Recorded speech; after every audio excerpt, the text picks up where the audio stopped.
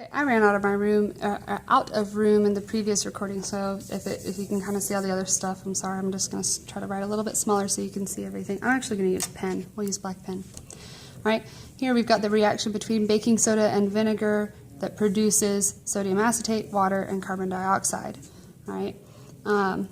Remember, you have to start with your skeleton equation, so we have to use these formulas instead of words.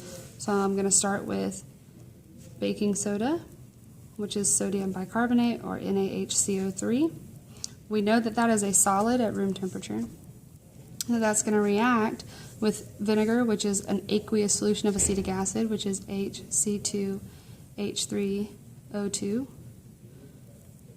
And that reacts to produce aqueous sodium acetate. Okay, sodium acetate, that is a compound. It is ionic because it starts with a metal, but also acetate is a polyatomic ion. Okay. If you look here, you have to balance the charges. So sodium is in group 1, so it's going to form a 1+ charge.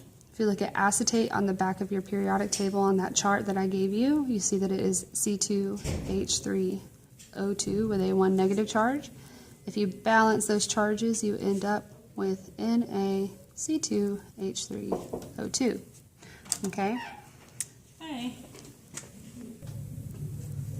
Alright, so let's go ahead and pick back up. So we've got sodium acetate here. I'm going to write that in my product side.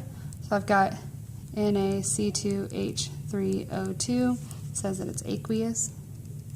Alright, plus water. I'm still running out of room, which we know is a liquid. Plus carbon dioxide gas. Carbon dioxide, remember, it's a compound, it's covalent. Got to write the formula like as such, CO2 gas. Okay. So the way that I'm going to do this, instead of putting my stuff underneath my reaction arrow, since I've had to bend my equation, I'm going to just do it off to the side here. So my elements that I have involved are sodium, hydrogen, carbon, and oxygen. I don't see any other elements available. It's got Na, H, C, and O. Right. In my reactant side, I'm going to use this orange. I've got only 1 sodium on the whole reactant side. Products, I've got, again, only 1 sodium. In my reactants, I've got 1 hydrogen, 2 hydrogens, plus 3, that is 5 hydrogens. Products, I've got 3 hydrogens here and 2 hydrogens here, so that's also 5. In my reactants, I've got only 1, 2, 3 carbons.